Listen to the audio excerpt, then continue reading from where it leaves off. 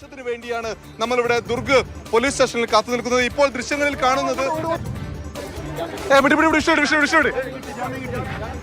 ജാമ്യം കിട്ടി ബാബാ പെട്ടുപോ ജാമ്യം കിട്ടി ബാബാ പെട്ടുപോ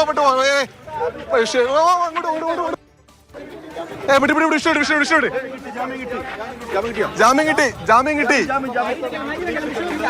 ബാബാ പെട്ടുപോ